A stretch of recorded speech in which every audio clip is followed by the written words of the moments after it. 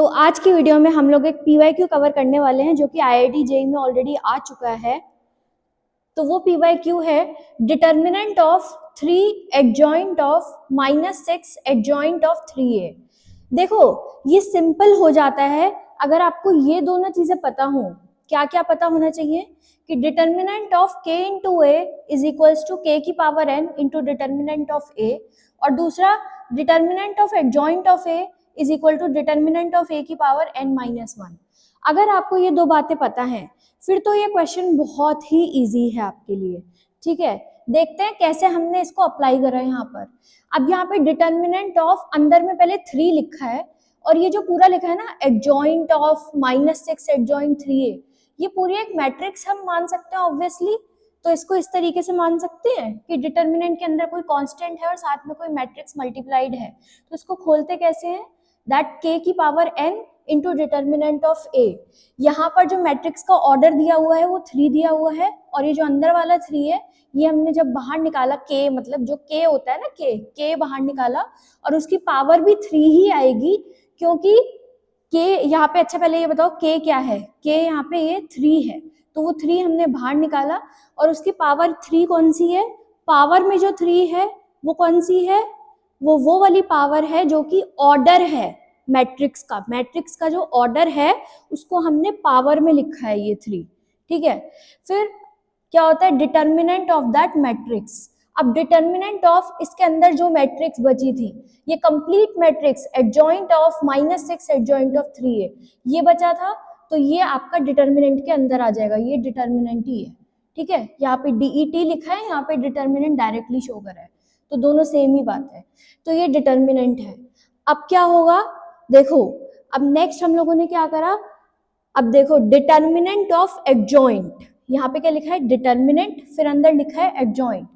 अब इसको ध्यान से देखो, ये वाला जो साइन है ना ये डिटर्मिनेंट का ये है, determinant of adjoint of a is equals to determinant of a की पावर n-1। बिल्कुल भी कंफ्यूज नहीं होना, यहाँ पे डिटर्मिनेंट को DET से लिखा है, यहाँ पे नॉर्मली मैंने दिखाई दिया कि भाई डिटर्मिनेंट ऐसे दिखता है। ठीक है सेम ही बात। तो determinant of adjoint, what is the determinant of adjoint, determinant of that matrix की पावर n-1।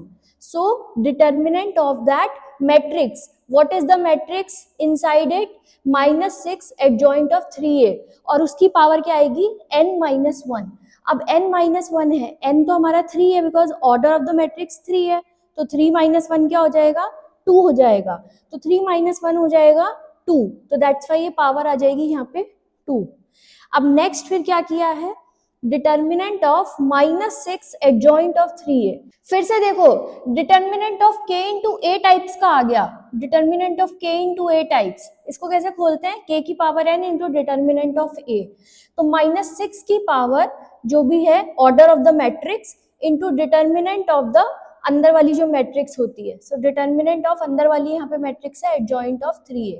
ठीक है, सो -6 की पावर 3, लेकिन ये ध्यान रखना इसके होल में जो पावर है वो 2 है, तो वो whole power 2 as it is चलती रहेगी, वो चेंज मत कर देना, उसको लगाए रखना। ठीक है, अब नेक्स्ट क्या है, नेक्स्ट आ जाते हैं। सो नेक्स्ट देखते हैं डिटर्मिनेंट ऑफ एडजॉइंट। भाई डिटर्मिनेंट ऑफ एडजॉइंट ऑफ ए क्या होता है, डिटर्मिनेंट ऑफ ए की power n-1। So determinant of adjoint क्या हो जाएगा, डिटर्मिनेंट ऑफ 3a की पावर 3-1 दैट इज 2। और यहाँ पे तो -6 की पावर 3 था, determinant of adjoint of 3a की जगह आ गया डिटर्मिनेंट ऑफ 3a का स्क्वायर, और होल पावर 2 ऑलरेडी है तो वो होल पावर 2 ऑलरेडी वाली भी रहेगी ही रहेगी। ठीक है, देन नेक्स्ट अगेन वही वाली प्रॉपर्टी, डिटर्मिनेंट ऑफ ka वाली 3a हो गया यहाँ पर, सो 3 का cube into determinant of a। Basically यही दोनों चीजें हम लोग यहाँ पे यूज कर रहे हैं बार बार।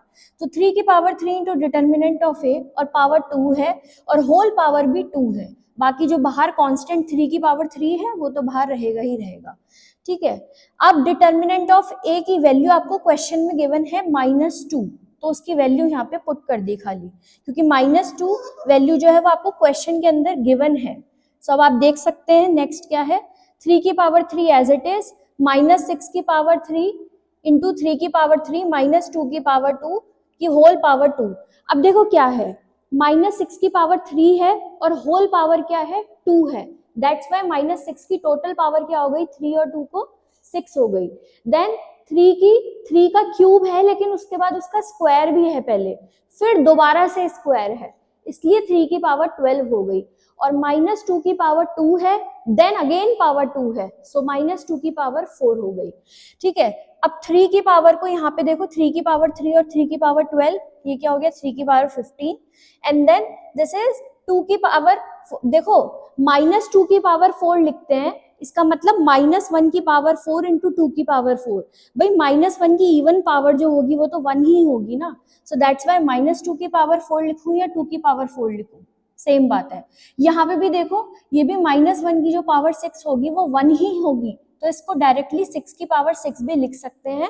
अब 6 की पावर 6 को क्या किया, डायरेक्टली 3 इंटू 2 में देखिए बांट दिया है, 2 इंटू 3, ये जो 6 है ना, 6 की पावर 6, ये पहली बात तो पॉजिटिव में हो जाएगा, बिकॉज -1 की इवन पावर जो होगी वो 1 ही होगी, पॉजिटिव ही होगी, सो दैट्स वाई 6 की पावर 6 हो जाएगा, और उसको लिखा है 2 की पावर 6 इंटू 3 की पावर 6। तो नेक्स्ट अब हमारे पास आ गया यहाँ पे 2 की जो पावर है, इनको देख लो, 4 एंड 6 तो हो गया 10, और 3 की पावर 15 और 6 मिला के क्या हो गया, 21। सो 2 की पावर 10 इंटू 3 की power 21, this is the final answer. I hope ये आपको अच्छे से समझ में आया होगा। Thank you so much.